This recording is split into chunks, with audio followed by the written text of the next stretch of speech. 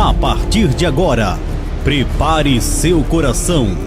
Você vai ouvir uma mensagem de impacto e poder.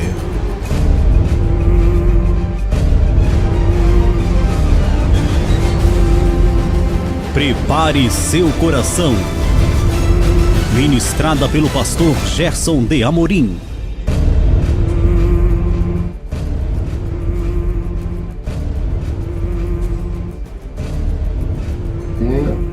Louvado seja Deus. Amém. Então abra a sua Bíblia, Mateus 7, capítulo 7, verso 24. Tá? Vocês podem perguntar, né? Por que o pastor não deixa ali no telão? Querido, às vezes se eu deixar no telão e alguém olhar os meus esboços, vão achar que eu estou trazendo um estudo e não uma mensagem.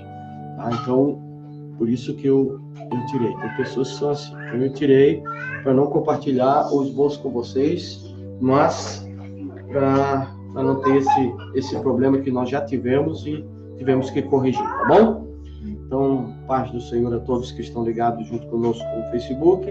Paz do Senhor para a igreja, amém? Amém. Que Deus abençoe. Então vamos ler. Mateus capítulo 7, versículo 24 a 25, que diz: Todo, portanto, que ouve de mim as palavras estas e a pratica as mesmas, será semelhante a um homem sábio, o qual construiu dele a casa sobre a rocha. E desceu a chuva, e vieram os rios, e sopraram os ventos, e se lançaram contra aquela casa. Aquela que não caiu, tinha sido alicerçada, pois sobre a rocha. Por isso que ela não caiu. Tá? Aqui está numa linguagem interlinear, tá? Porque eu estou com o original grego aqui. Mas, querido, nós estamos já... vamos para o terceiro culto, que nós estamos trazendo a diferença entre Jesus e seus ensinamentos e a religião. Tá? Jesus, ele foi completamente diferente do que a religião hoje ensina. Os ensinos de Jesus, eles são muitos confrontadores aos ensinos das religiões. Quando eu falo religiões, eu falo de todas as instituições que são CNPJ, ou seja, que são instituições que foram lá no cartório, fizeram uma denominação de um nome, e então se instituíram uma religião, colocaram os seus estatutos, colocaram suas regras, e ali estão a pregar, querido, esse nome desta igreja, como se fosse um time de futebol que defende uma camisa. Tá? Cada um com as suas regras, um pensa de uma coisa, outro pensa de outra, só que a única religião que existe é a única. Se existe, para mim não existe religião. A religião é uma criação humana, que veio da palavra latina religare. Não é uma palavra que saiu da boca de Jesus. Jesus disse: eu vou fundar uma eclésia, uma igreja, não uma religião. Uma igreja, irmãos, para você entender que não é religião, é eclésia, quer dizer, tirados para fora. Então, Jesus, ele tirou as pessoas da religião judaica, porque tinha coisas na religião judaica que eram religiosidade, que eram cerimonialismo, que eram coisas externas, que eram sacrifício de animais, que eram a circuncisão, que era os 613 preceitos que um fariseu ele tinha que cumprir para se tornar um judeu. Tá? Então, querido, a religião judaica, querido, Jesus, ele confrontou essa religião no sentido de tirar todo o cerimonialismo e trazer a verdade na essência. Hoje eu quero falar sobre Jesus, que nunca instituiu uma ceia, e a religião que instituiu ceia. A palavra ceia, quando você lê na Bíblia a palavra ceia, Santa Ceia não existe, ceia. Você só encontra essa palavra ceia lá em 1 Coríntios capítulo 11. Essa palavra vem da palavra grega deipno, que significa jantar. Quando você diz a ceia de Natal, a janta de Natal, é ceia. A palavra é jantar. Janta, era um jantar que havia em Corinto, que chamava-se tipo uma festa, que era a festa do ágape. Ágape, no grego, é o amor sacrificial. Tá? É o amor que Cristo demonstrou por nós. É aquele amor que ele tem um nível tão alto que ele te leva a morrer pelo seu próximo. Entendeu? Não só, irmão, doar um alimento, mas morrer. Porque quando Jesus morre na cruz, ele não morre só pelos bonzinhos. Pelo contrário, ele disse que não veio para os bonzinhos. Porque os bonzinhos não precisavam. Ele veio para os doentes. Ele veio para o pecador. Ele veio para aquele que a sociedade excluía, para dizer para ele, olha, existe uma chance. E nós precisamos amar com esse amor. Então o que acontecia? Uma vez por mês, a igreja de Corinto fazia uma junta-panela. Você já fez uma junta-panela? Cada um traz um prato, tá? Um trazia um vinho, outro trazia um churrasco assado, outro trazia, vamos dizer assim, uma sobremesa, outro trazia tal. E eles faziam um grande banquete. E esse banquete tinha como propósito, como objetivo, querido, alcançar a classe pobre. Ou seja, todos os pobres sabiam que naquela igreja, tá, naquela comunidade, tá, havia uma vez por mês uma festa que era conhecida no meio deles, a festa dos pobres. Ou seja, onde os pobres podiam encontrar alimento. E naquela época tinha muito pobre. Tá? Havia muita desclassificação social, tinha muito preconceito. Então, Paulo e a igreja de Corinto, quando foi impactada com o amor de Cristo, teve essa ideia de fazer essa grande janta. Mas tinha um grupo no meio. Se você pegar o capítulo número 11, do versículo 17 até o final do capítulo, você vai ver essa história que eu estou relatando para vocês, tá? Que aconteceu.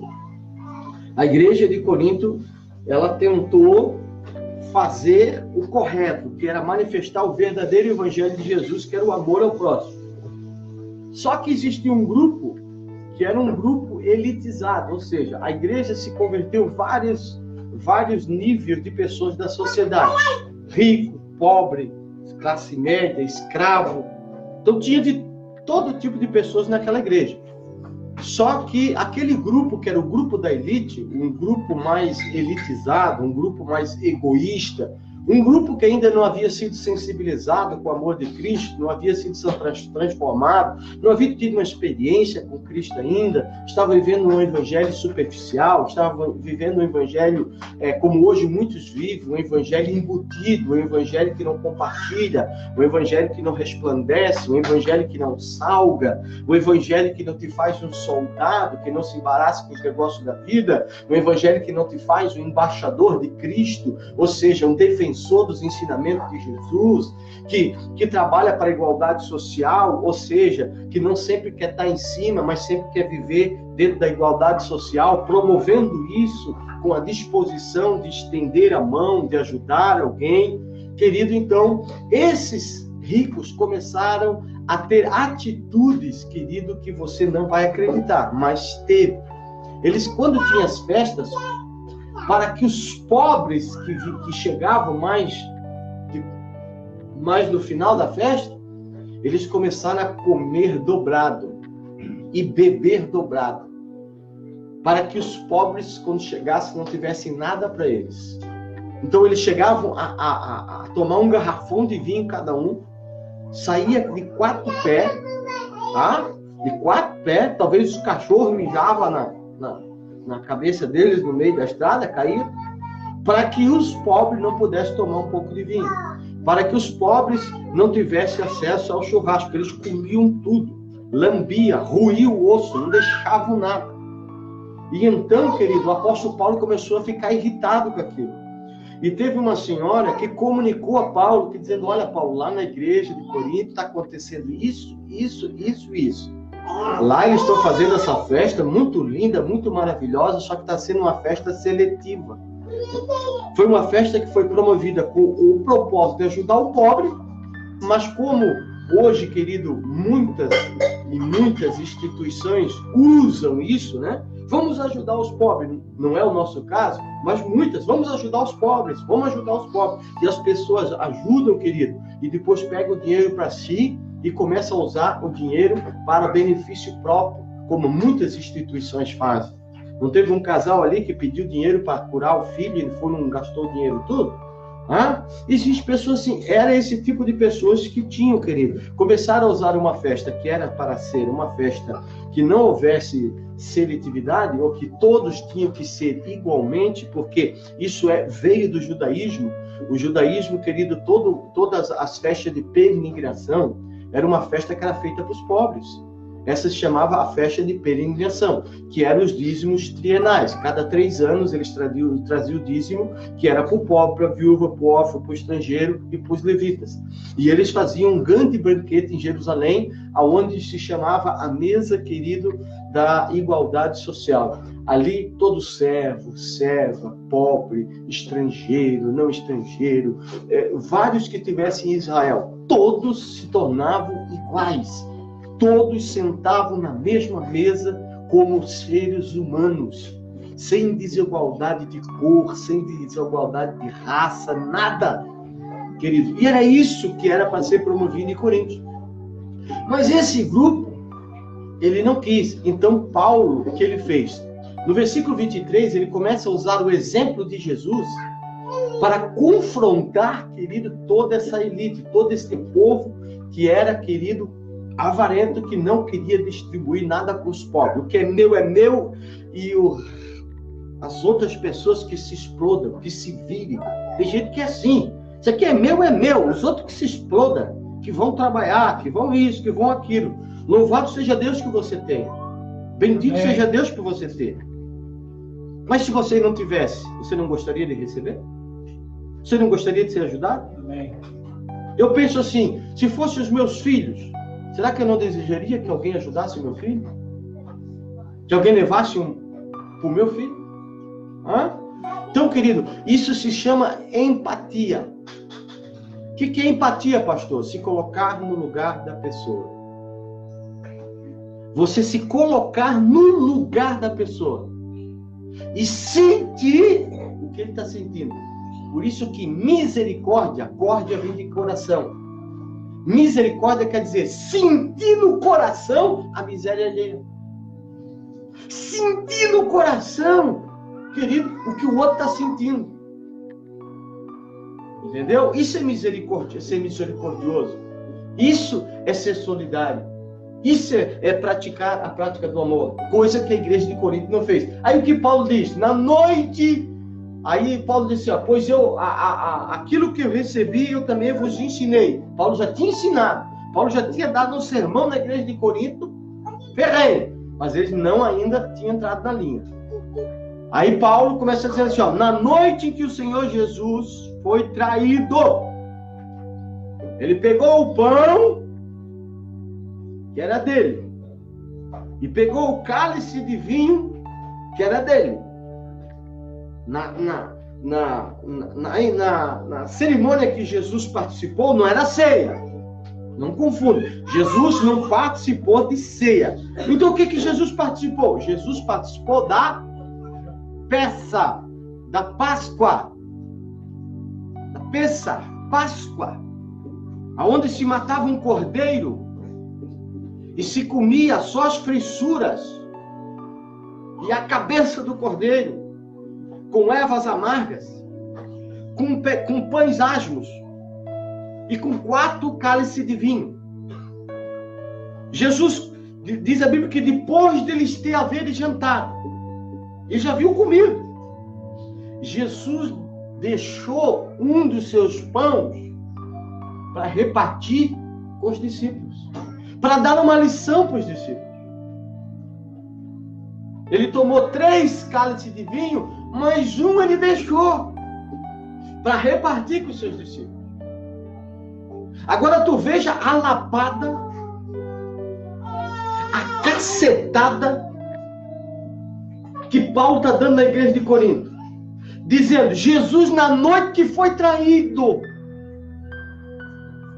na pior noite da sua vida, no seu coração tinha espaço para repartir.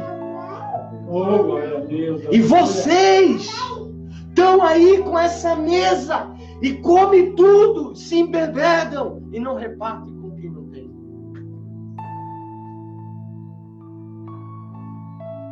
Aí ele pega esse pão ele parte o pão e diz: este é o símbolo do meu corpo, que será repartido entre vós. Jesus é o pão da vida. E aí, tinha uns discípulos aqui, outros discípulos aqui, ele pegou, deu um pedaço de pão para esse, um pedaço de pão para aquele, que ele repartiu em dois, e digam, repartam. Quando eles estavam repartindo o pão entre eles, ele disse: olha, fazei isto em memória de mim. Aleluia.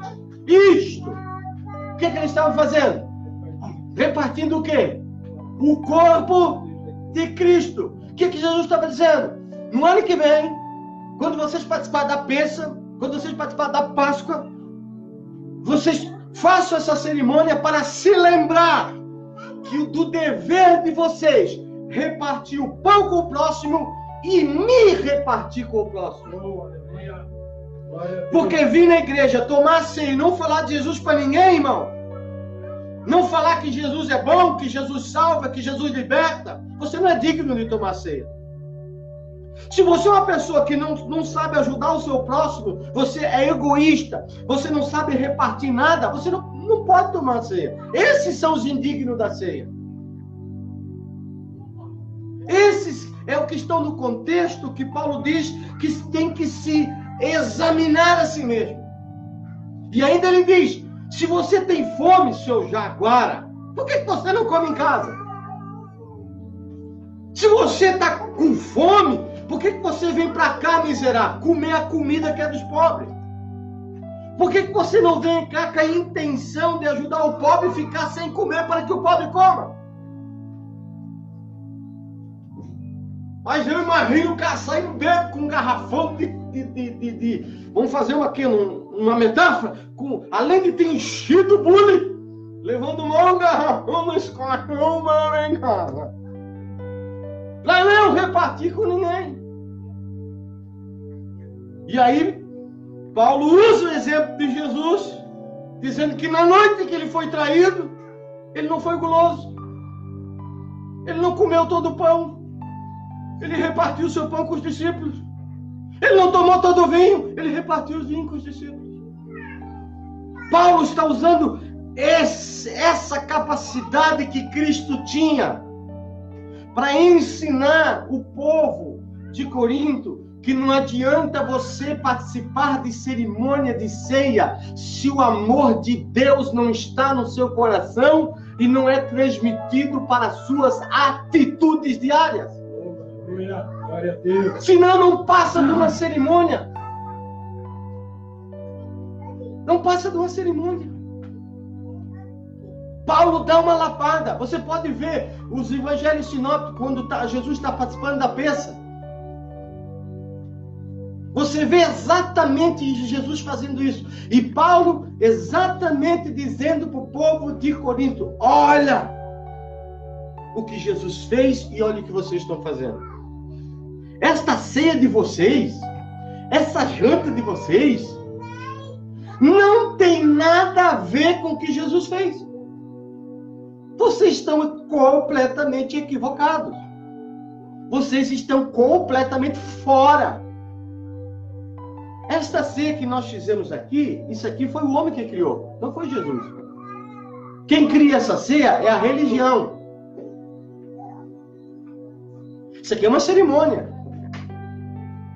Se você falar de Jesus o mês inteiro, repartir o seu amor com o próximo e não tomar isso aqui, tá válido. Você passa no teste. Agora, ficar o mês inteiro sem falar de Jesus para ninguém e vir aqui uma vez por mês tomar isso aqui com a hipocrisia, querido, sem se lembrar que você deve ajudar o próximo e que você tem que falar e distribuir esse pão da vida com outros, você está perdendo tempo. Porque não é o que Paulo ensina e Jesus ensinou na Pêssega. Por isso que Jesus ensinou uma coisa na Pêssega. A igreja e a religião faz outra. A religiosidade, ela tira os valores internos e transmite para valores externos. ela tira a verdadeira fé que brota de dentro para fora, para tentar fazer as pessoas crerem numa fé que brota de fora para dentro, fazendo você acreditar no que vê. Mas Tomé foi chamado de incrédulo, por quê? Porque ele queria ver para crer. Paulo disse que os verdadeiros que creem não andam por vista, mas andam por fé. Andam por aquilo que acredita. Eu não posso, querido, acreditar numa coisa que o homem fala e que Jesus não ratifica. Aí a religião vem e diz, não, é assim, mas Jesus não fez assim. Milhares e milhares de pessoas não entendem, não compreendem o que significa a Santa Ceia. Porque acham que ela tem o poder de santificar. Acham que ela tem algum poder místico. Isso é tirar os valores internos e colocar no externo. Você participar de uma igreja, você ter uma carteirinha de membro, você participar de uma ceia, você acha que isso é salvação?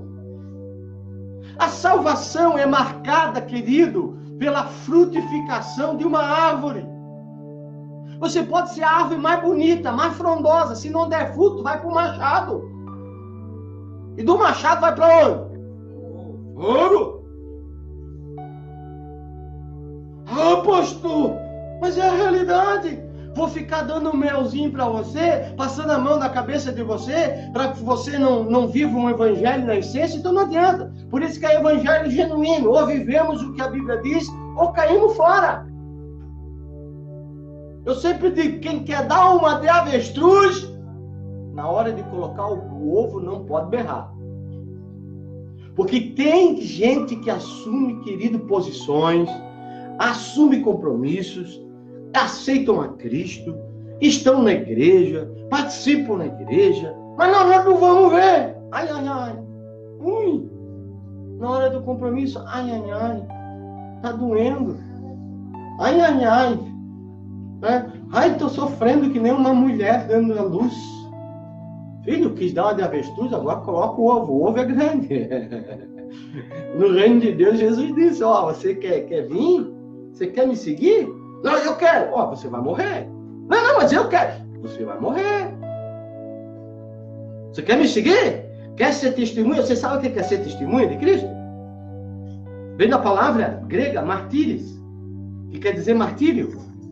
Ser testemunha de Cristo está pronto para morrer por ele. Quer ser cristão? Você está pronto para morrer por ele? Ah, pastor. Hoje, querido, se Jesus vier e viesse para 90% da igreja, você está preparado para morrer por Jesus? Irmão, se viesse uma perseguição hoje e botasse você dentro de uma jaula de leão, eu duvido se 99% não negariam a Cristo. Não fariam que nem Pedro, tremiam as pernas e diziam, eu não conheço esse cara. Isso é ser cristão na essência. Nós estamos vivendo. Hoje, irmão, nós temos toda a liberdade para adorar a Deus, para louvar a Deus, para ser bem crentes, crentes de verdade, adoradores em espírito, em verdade, e não fizemos. Levamos em meia. Nem morno, nem frio, vamos indo. Será que você nunca leu na Bíblia que diz, seja frio, ou seja, por quê? Porque o morno, o que Jesus faz? Ele tem ânsia. Sabe o que Jesus? Jesus tem ânsia daquele crente dúbio. Ele tem ânsia daquele crente assim, uma hora está para o lado de Baal, outra hora está para o lado de Deus. Aí fica em cima do muro, apanha dos dois lados, apanha de Jesus e apanha do mundo. Nós temos que sermos determinados. Se lemos na Bíblia, irmãos, que Jesus nos cobra amor, vamos amar. Vamos amar. Vamos entender o que é a ceia. Vamos refletir. Vamos nos examinar. Vamos ver se realmente estamos vivendo o Evangelho na essência. Se as nossas intenções são corretas. Se nossas motivações estão sendo certas. Por que nós não somos em muito? Porque, querido, o que eu falo baseado no que está na Bíblia. O que muitos falam está baseado no que o povo quer ouvir. Sabe o que ia ser um rodopio, ia ser uma bênção se eu chegasse aqui e começasse a falar que Deus ia dar bênção para todo mundo. Saísse profetizando vitória para todo mundo. Mas negando que no Antigo Testamento profeta, ele vinha para exortar. Ele vinha para tirar o povo da idolatria, tirar o povo do pecado e levar a Deus. Mas hoje, o que está acontecendo com os profetas é que os profetas se venderam ao dinheiro, se tornaram Balaão. Eles gostam do preço do dinheiro. Então, eles profetizam o que o povo quer ouvir. Eles profetizam só coisa boa, profetizam só bênção, mas não trazem um alerta. Querido, eu tenho certeza que se eu pregar essa mensagem em igrejas, em muitas igrejas, vai ter 90% das pessoas não vão tomar ceia se forem sinceras.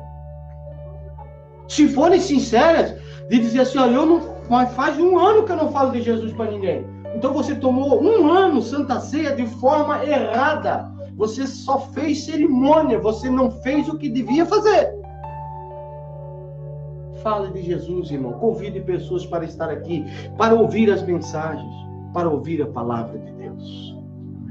Amém? Amém. Saia desse mundo, esse mundo que está em torno do seu próprio umbigo. A Bíblia diz que nós temos que viver, irmãos, e ser uma árvore frutífera. Por que eu tenho que ser frutífero? Qual é o propósito de uma árvore frutificar? Oferecer alguma coisa para quem? Você, como uma árvore, você tem que frutificar. O que Jesus quer dizer com frutificar? Você tem que servir de alimento para outra pessoa. Foi o que Jesus falou na ceia. Me repartam. Sejam fonte de alimento, sejam fonte de luz, sejam fonte de tempero, sejam fonte de batalha, sejam fonte de representatividade, sejam fonte de vida, sejam fonte. Por quê? Porque do seu ventre pode fluir rios de água viva, que sendo bebida para o outro, pode fazer o outro dar um salto tão grande que vai cair dentro do céu. Oh, glória a Deus, aleluia. Eu tenho minhas doenças, irmãos, eu tenho minhas limitações, mas eu queria fazer muito mais. Eu não posso. Eu queria sair evangelizar, não posso, sou limitado. Quando eu cheguei aqui em São Miguel, eu saí evangelizar, sem ninguém pedir, eu ia. Você já sentiu isso? De um dia pegar a mão num folheto e dizer, hoje eu vou consagrar esse dia para Deus. Hoje eu vou sair e vou falar de Deus para quem eu me encontrar na rua.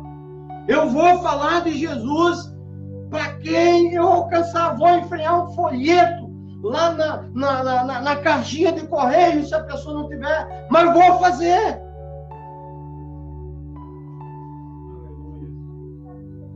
Mas nós vamos... Brasileiro, aquele jeitinho, né? E o pastor que faz, não, eu não gero ovelha. Você já viu o pastor gerar ovelha? O pastor alimenta a ovelha. Quem gera ovelha é ovelha. Quem tem o poder de gerar outra pessoa aqui é você. Esse poder está com você, essa responsabilidade está com você, não comigo. A minha responsabilidade é de manter o trato. Manter o alimento, você trazer a pessoa aqui para se alimentar e desse alimento se fortalecer e se tornar uma árvore para frutificar para outros e não para ficar para si. Tem muitos que têm Jesus para si. Se colocamos de pé. Jefferson.